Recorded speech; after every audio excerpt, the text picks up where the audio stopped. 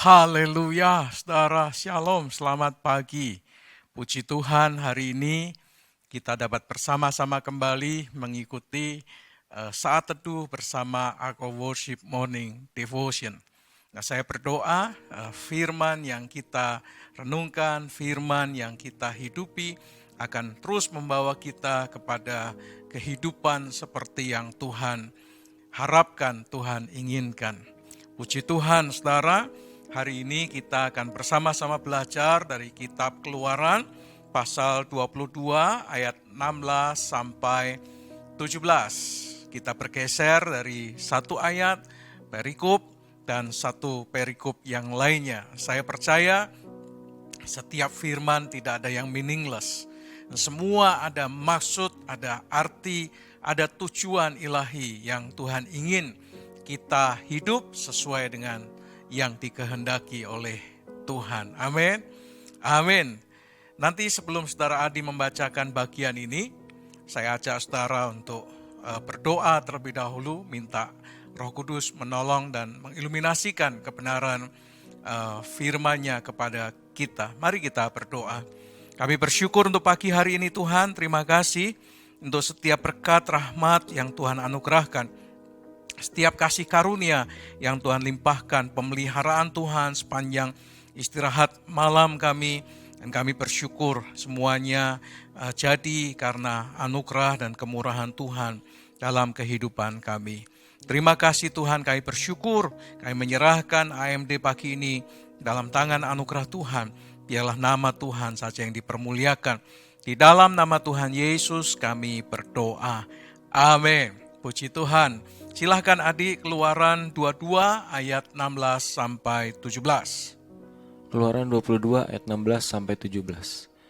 Apabila seseorang membujuk seorang anak perawan yang belum bertunangan dan tidur dengan dia, maka haruslah ia mengambilnya menjadi istrinya dengan membayar mas kawin. Jika ayah perempuan itu sungguh-sungguh menolak memberikannya kepadanya, maka ia harus juga membayar perak itu sepenuhnya, sebanyak mas kawin anak perawan.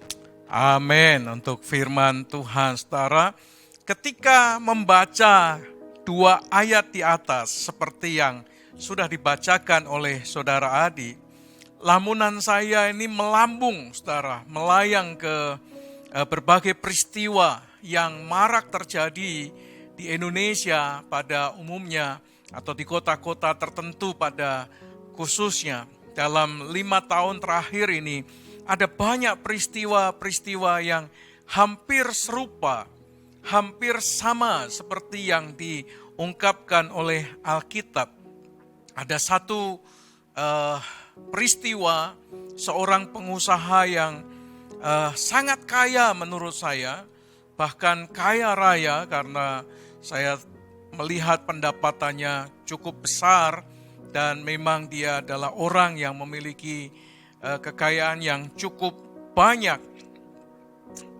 Tetapi saudara harus berurusan dengan pengadilan dan kemudian bahkan masuk ke jeruji besi untuk tinggal di sana beberapa lama, beberapa tahun, beberapa saat lamanya. Ya, sesuai dengan keputusan pengadilan itu sendiri tentunya. Kenapa saudara? Dia harus berurusan dengan pengadilan, dia harus tinggal di dalam jeruji besi untuk beberapa waktu lamanya. Oleh karena saudara, dia dinyatakan sah dan meyakinkan oleh karena melakukan tindak pidana dengan sengaja membujuk anak-anak gadis atau remaja-remaja perempuan yang masih muda belia untuk melakukan persetubuhan dengan dia secara terus-menerus dengan iming-iming, dengan banyak hal yang coba ditawarkan. Bukan hanya 1-2 orang, tapi bahkan mencapai puluhan orang, saudara. Peristiwa itu terjadi. Ketika saya membaca peristiwa itu, saya sampai WA adik saya yang di kota tersebut. Saya bertanya apakah betul pengusaha ini sedang dalam proses pengadilan seperti ini. Oh ya betul katanya, wow. Tapi itulah yang terjadi. bahwa tindak pidana yang dilakukannya adalah karena sengaja membujuk anak-anak gadis, anak-anak perempuan yang muda belia untuk melakukan persetubuhan dengan dia secara terus-menerus. Bahkan saudara, kalau tidak berhenti sampai di situ, ada pemuka-pemuka agama bahkan melakukan hal yang sama. Pemuka-pemuka agama menggunakan otoritasnya, menggunakan kewenangannya, menggunakan jabatannya, saudara, untuk membujuk anak-anak didiknya sendiri, murid-muridnya sendiri, untuk melakukan persetubuhan dengan banyak iming-iming, dengan banyak bujukan, rayu, dan sebagainya. Sehingga pengadilan menetapkan dia harus tinggal di dalam jeruji besi, oleh karena dianggap sebagai orang yang melakukan tindakan pidana yang sah dan meyakinkan, melanggar undang-undang, melanggar hukum Indonesia, karena sengaja membujuk anak-anak didiknya melakukan hubungan seksual dengan dirinya secara terus-menerus. Saudara, dua case ini itu mewakili banyak case yang lain yang tidak terungkap, yang tidak terbuka, tetapi terjadi di mana-mana, di belahan atau di kota-kota yang ada di Indonesia ini.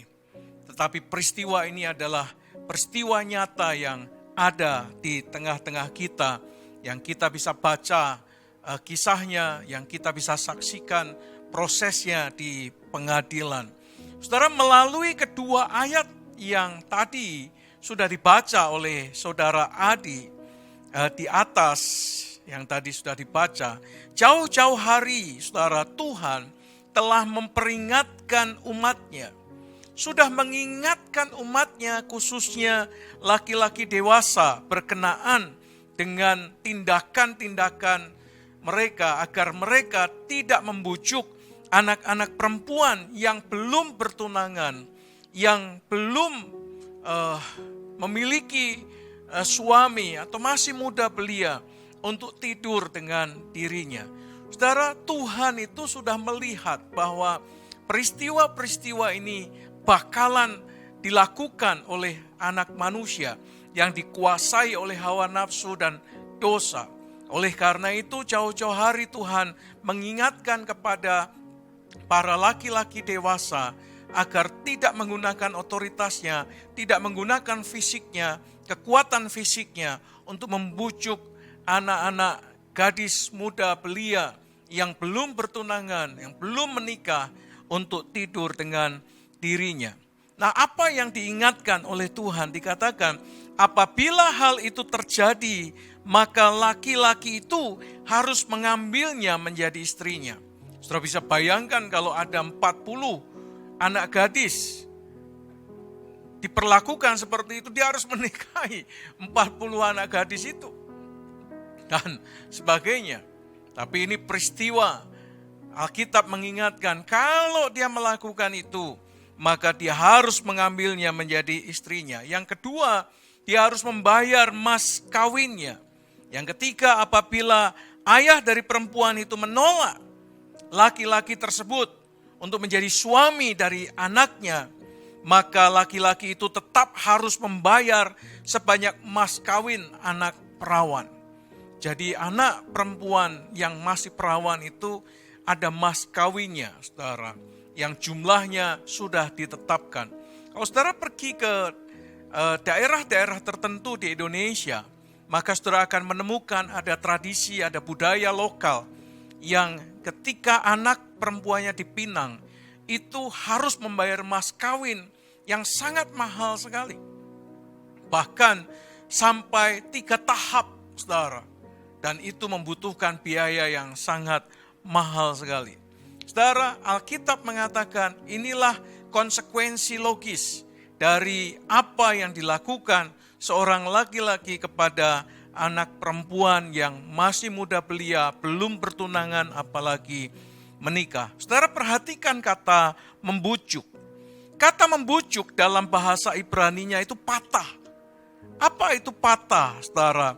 kata patah itu diterjemahkan oleh King James Version entice, yang memiliki beberapa arti sebetulnya. Kata entice itu artinya menggoda, yang kedua memikat, yang ketiga menjerat. Jadi membujuk di sini berarti bisa jadi dia menggoda sampai anak gadis itu bersedia memenuhi keinginannya, atau memikat dengan cara-cara memberikan uang, memberikan iming-iming dan sebagainya. Biasanya anak-anak yang muda itu dibujuk dengan hadiah-hadiah itu bisa. Dan yang ketiga, sengaja dicerat atau dijebak atau dicerat oleh sesuatu sehingga mau tidak mau anak perempuan itu bersedia melakukan hubungan persetubuhan dengan laki-laki itu. Saudara, ini berarti kata entice atau kata patah dalam bahasa Ibrani berarti adalah tindakan laki-laki ini bukan hanya merayu saja, tetapi menggunakan tindakan atau cara-cara yang tidak baik sampai dia menggunakan tipu muslihat sehingga itu menjerat, menjebak anak gadis itu. Maka dapat disimpulkan bahwa tindakan laki-laki itu sama dengan tindakan apa? Pemerkosaan. Karena dilakukan dengan niat jahat, dengan jebakan, dengan jerat, sehingga terjadilah hubungan itu oleh karena dipaksa oleh laki-laki itu.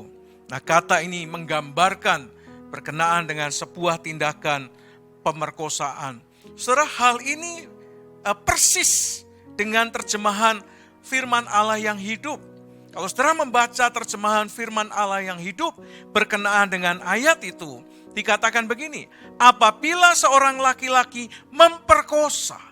Jadi betul kata patah itu indikasinya adalah memperkosa seorang gadis yang belum bertunangan.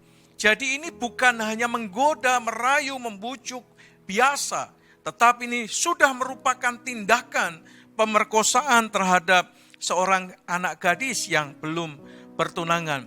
Saudara, tindakan seperti ini sebetulnya jelas bukan dari Tuhan. Tidak mungkin Tuhan membuka ruang tindakan seperti ini. Tidak mungkin, jelas ini bukan dari Tuhan. Tuhan tidak pernah mengajarkan kepada umatnya untuk menjerat seseorang demi memuaskan hawa nafsunya, demi memuaskan kedagingannya. Allah tidak pernah mengajarkan umatnya untuk menjerat seseorang dan jatuh di dalam dosa, tidak. Saudara, kalau bukan dari Tuhan, berarti sebaliknya, tindakan seperti ini datang dari si jahat. Perbuatan seperti ini datang dari si setan, si iblis yang memang adalah bapak pendusta, yang memang adalah bapak dari segala tipu muslihat, saudara. Kalau seseorang yang mengaku dirinya anak Tuhan, tetapi dia menggunakan cara-cara dengan tipu muslihat, dengan jerat, sudah pasti hikmat yang seperti itu tidak bersumber dari Allah. Yang bersumber dari Allah pasti adalah sumber yang membawa seseorang tidak akan mungkin melakukan pemerkosaan, tidak akan mungkin melakukan tindakan yang jahat seperti itu. Karena itu saya berani berkata, ini berasal dari si jahat, berasal dari si iblis yang memang menginginkan saudara dan saya ini jatuh di dalam dosa. Alkitab mengatakan di dalam 1 Timotius pasal 3 ayat yang ke-7. 1 Timotius 3 ayat yang ke-7 mengatakan demikian, saudara.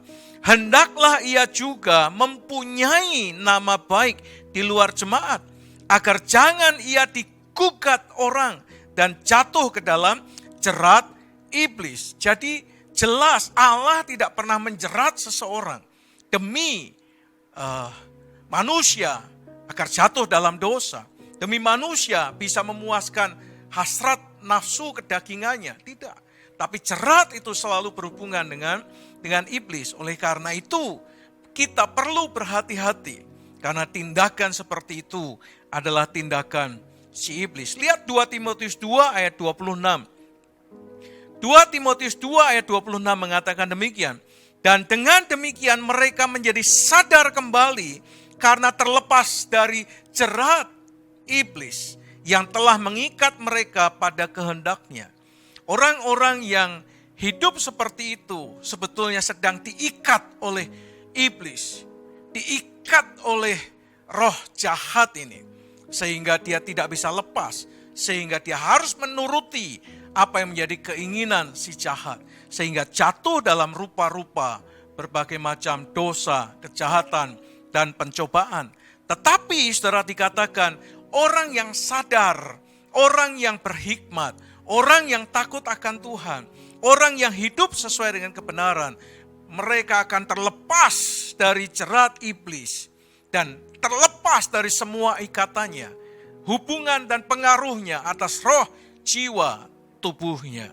Saudara, oleh karena itu hati-hati, jangan izinkan iblis dengan tipu dayanya menjerat kita, sehingga kita terus-menerus hidup di dalam dosa yang sama, jatuh dalam dosa yang sama, dalam kehidupan dosa yang sama. Saudara bisa bayangkan kalau ada seorang pemuka agama bisa melakukan dalam tanda kutip menggunakan istilah patah ini atau entais ini, pemerkosaan dengan dalih apapun kepada anak gadis atau muridnya yang belum bahkan mencapai kedewasaan tertentu, belum bertunangan. Kalau bukan seperti ini, saudara. Demikian juga dengan pengusaha-pengusaha yang bahkan punya banyak hal, bisa membeli apa saja. Tetapi karena terikat, karena terjerat oleh jerat iblis, maka dia melakukan perbuatan-perbuatan untuk memuaskan nafsunya. Tapi sebetulnya bukan memuaskan nafsunya, tapi mengikuti rencana dan kehendak si iblis. Alih-alih mengikuti kehendak Allah, dia malah terus jatuh di dalam dosa. Oleh karena itulah Paulus di dalam Roma 6 ayat 13 mengatakan, dan janganlah kamu menyerahkan anggota-anggota tubuhmu kepada dosa untuk dipakai sebagai senjata kelaliman, katanya. Tetapi serahkanlah dirimu kepada Allah sebagai orang-orang yang dahulu mati, tetapi yang sekarang hidup, dan serahkanlah anggota-anggota tubuhmu kepada Allah untuk menjadi senjata kebenaran. Saudara, kalau saudara menyerahkan anggota-anggota tubuhmu kepada jerat iblis, tidak heran hidup saudara dikuasai dengan nafsu dosa, kedagingan semata-mata. Tapi kalau saudara menyerahkannya kepada Allah, maka bukan saja itu membebaskan kita dari jerat iblis, dari semua ikatan iblis, tetapi akan membawa kita untuk dipakai Allah bagi kemuliaan nama Tuhan sendiri. Yang kedua, saudara, hukum ini mengajarkan kepada kita sebetulnya agar kita tidak hidup menuruti hawa nafsu dan mengizinkan hawa nafsu itu menguasai kehidupan kita. Kita tidak hidup di dalam daging, kita tidak hidup di dalam hawa nafsu, tetapi kita hidup oleh roh yang memimpin kita kepada kebenaran, yang memimpin kita kepada hidup, yang memimpin kita kepada Allah. Penguasaan daging atas kehidupan kita akan memimpin kita kepada dosa. Tapi kalau kita hidup oleh roh, maka kita dipimpin oleh roh itu kepada kebenaran. Paulus mengatakan demikian, saudara, dalam Galatia 5 ayat 24. Barang siapa menjadi milik Kristus, katanya, ia telah menyalibkan daging dengan segala hawa nafsu dan keinginannya. Bukan hanya kita mengizinkan dipimpin oleh roh supaya kita hidup dan dibawa kepada Allah, tapi juga yang kedua, kita harus menyalibkan daging kita supaya daging kita itu ditundukkan, ditaklukkan, dan segala hawa nafsu dan keinginannya bisa disalibkan sehingga tidak menguasai pikiran kita, tidak menguasai hati kita, tidak menguasai hidup kita. Nah, saudara perlu tahu bahwa selama daging dan segala hawa nafsu serta keinginannya belum disalibkan, belum ditundukkan di bawah kaki salib Tuhan, mereka akan selalu menarik kita untuk dikuasai oleh kedagingan, menarik kita untuk dikuasai oleh hawa nafsu, menarik kita untuk dikuasai oleh keinginan-keinginan yang bukan berasal daripada Allah. Oleh karena itu, kita perlu menyalibkan daging setiap hari dan mengizinkan hidup kita dipimpin oleh Roh. Saya berdoa, saudara, kiranya Roh Kudus memimpin kita setiap hari. Dan bagaimana supaya kita dipimpin oleh Roh Allah setiap hari? Saudara perlu datang kepada Dia setiap hari untuk merendahkan diri dan meminta anugerah Tuhan dalam kehidupan setiap kita. Yang ketiga, yang terakhir adalah hukum ini mengajarkan kepada kita untuk memilih pasangan hidup itu bukan berdasarkan keinginan daging, bukan berdasarkan hawa nafsu semata, melainkan berdasarkan kehendak Allah, saudara. Saudara, berhubungan melakukan persetubuhan itu seharusnya dengan orang yang sungguh-sungguh adalah orang yang saudara pilih sesuai dengan kehendak Allah, sesuai dengan apa yang Tuhan firmankan, bukan berdasarkan hawa nafsu, bukan berdasarkan keinginan daging, bukan berdasarkan segala sesuatu yang duniawi sifatnya. Lalu kemudian saudara mengingininya, tetapi saudara tahu bahwa itu adalah jerat iblis. Tetapi karena sudah dikuasai oleh hawa nafsu dan kedagingan, sehingga saudara menutup mata untuk semua rencana Tuhan. Saudara menutup mata untuk kehendak Allah dalam hidup saudara. Saudara, kita perlu mendasarkan hidup dengan pasangan kita itu berdasarkan kehendak Allah. Membangun rumah tangga tidak hanya berdasarkan kedagingan, tidak hanya berdasarkan hawa nafsu, melainkan berdasarkan firman Allah, berdasarkan kehendak Allah. Itu sama seperti yang dikatakan oleh Petrus dalam 2 Petrus 2 ayat yang ke-7, saudara. 2 Petrus 2 ayat yang ke-7 mengatakan, tetapi ia menyelamatkan Lot, orang yang benar, yang terus-menerus menderita. Lihat, perhatikan, oleh cara hidup orang-orang yang tak mengenal hukum dan hanya mengikuti hawa nafsu mereka saja. Lot disebut sebagai orang benar, tetapi mengikuti cara hidup dari orang-orang yang tidak mengenal hukum dan orang-orang yang tidak mengenal Allah, yang hanya mengikuti hawa nafsu mereka saja. Mungkin saudara dan saya disebut sebagai orang benar, orang percaya, anak Allah, murid Kristus. Tapi kalau selama kita memiliki cara hidup seperti orang-orang yang tidak mengenal hukum, tidak mengenal Allah, yang hanya dikuasai oleh hawa nafsu, mereka akan menderita. Saudara dan saya akan menderita sama seperti Lot. Lot ini orang benar yang terus-menerus menderita. Kenapa Lot disebut orang benar yang terus-menerus hidup dalam penderitaan? Karena dia mengikuti cara hidup orang-orang yang tidak mengenal hukum, tidak mengenal Allah, mengikuti cara hidup orang-orang yang hanya mengikuti hawa nafsu mereka saja. Kalau saudara dan saya ingin hidup dalam kebahagiaan, ingin hidup di dalam anugerah Tuhan, dalam berkat Tuhan, saudara harus punya cara hidup seperti Abraham, seperti Ishak, seperti Yakub. Saudara harus punya cara hidup seperti yang Tuhan kehendaki, bukan dengan cara-cara orang-orang yang tidak mengenal Allah, yang tidak mengenal hukum itu hidup. Karena kalau saudara ikuti cara hidup mereka, saudara akan mengalami kehidupan yang sama seperti Lot, menderita. Oleh karena itu yuk saudara, kita menjadi orang-orang yang terus hidup dan menghidupi kebenaran firman Tuhan, supaya kita beruntung dan supaya kita berbahagia dibuatnya. Amin. Amin. Tutup Alkitab saudara, mari kita berdoa. Kami bersyukur Tuhan, terima kasih. Engkau mengingatkan kami untuk memiliki cara hidup yang benar seperti yang Tuhan kehendaki. Tidak dikuasai oleh hawa nafsu, tidak dikuasai oleh kedagingan, tidak dikuasai oleh keserakahan. Ya Tuhan, kami ingin hidup dipimpin oleh Roh, dan kami akan menyalibkan semua daging kami, hawa nafsu kami, di bawah kaki salib Tuhan, ditundukkan sehingga kami sungguh-sungguh hidup berdasarkan pimpinan Roh Kudus dan berdasarkan kebenaran firman Tuhan. Kami ingin berbahagia, kami ingin menikmati anugerah, kami menikmati kasih karunia Tuhan dalam hidup kami. Di dalam nama Tuhan Yesus kami berdoa. Kiranya damai sejahtera dari Allah Bapa, cinta kasih sayang daripada Tuhan Yesus Kristus, persekutuan pertolongan pimpinan dan kuasa Roh Kudus menyertai saudara sekalian dari sekarang sampai selama-lamanya. Di dalam nama Tuhan Yesus Kristus. Amin. Amin. Puji Tuhan, saudara.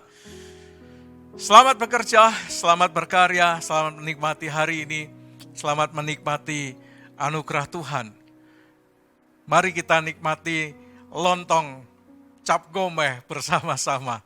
Happy Monday, you are blessed.